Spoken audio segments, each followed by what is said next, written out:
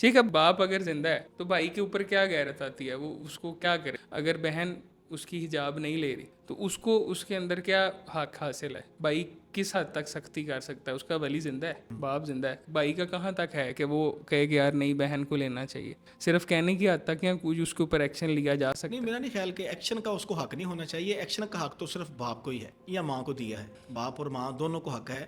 وہ بھی جہالت کی طرف پہ چلے جاتے ہیں جب اس حق کو وہ ایکسٹرا لے لیتے ہیں. باپ ہے یا بھائی ہے، یہ تو نہیں ہے کہ اس کو حق نہیں ہے.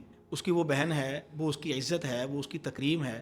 عزت اور تکریم کی وجہ سے وہ اس کو برائی سے روکے گا، اس کو غلط کام سے روکے گا. یہ تو نہیں ہے کہ برائی اور غلط کام سے نہیں روکے گا. کیا میں اچھی بات کی تبلیغ صرف اپنی فیملی کو کر رہا ہوں یا کروں؟ نہیں، اسلام مجھے کہتا ہے ہر بندے کو اچھائی بتلاؤ، ہر بندے کو برائی سے روکو. تو جب مجھے ہر بندے کو بتلانے کا حکم ہے تو مجھے اپنی بیٹی یا اپنی بہن کو بتلانے کا حکم نہیں ہے، مگر ایک حد اور دائرے تک. جیسے ہمارے معاشرے میں غیرت کے نام پر قتل ہو رہے ہیں، بھائی کر رہا ہے یا باپ کر رہا ہے، غلط ہے. اسلام تو اس بات کا حق ہی نہیں دیتا.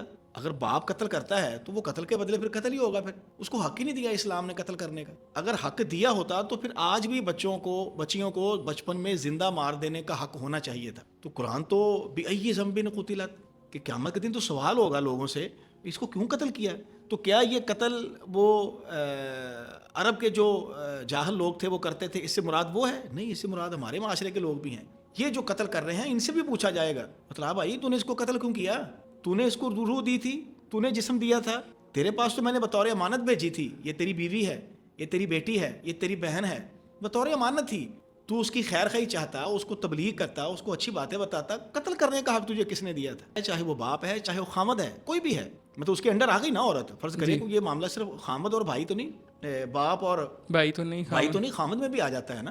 اس میں تو کسی کو حق نہیں ہے یہ قتل کرنے کا. جان لینے کا حق، اچھا آپ اندازہ لگائیں خود کی جان لینے کا بھی حق نہیں ہے تو آپ کو کیسے ہو سکتا ہے آپ میرے باپ ہو، آپ میرے بھائی ہو، آپ میرے خامد ہو، آپ کو حق کیسے ہو سکتا ہے؟ اس کو ہم خودکشی کہتے ہیں. اسلام خودکشی کو حرام کیوں کر رہا ہے؟ وہ بھائی یہ تیری ہے ہی نہیں، تو مالک نہیں ہے اس جسم کا، اس روح کا. اس روح اور جسم کا مالک اللہ ہے. اب چونکہ تجھے اس نے یہ چیزیں امانتاً دی ہیں، اب تو نے اس کو اللہ تعالیٰ کی اطاعت اور فرما برداری میں لگانا ہے. صحیح. اگر وہ خود روح اپنی نکالتا ہے، جان نکالتا ہے، وہ مجرم ہے، اس لیے اس کو مجرم کہا ہے. تو اگر کوئی کو نکالے گا، اس کا جتنا مرضی اس کے ساتھ بڑا رشتہ ہو، کسی کو قتل کرنے کا حق نہیں ہے، الا کہ وہ قتل کے بدلے جیسے قتل والا معاملہ ہے وہ علیحدہ چیز ہے.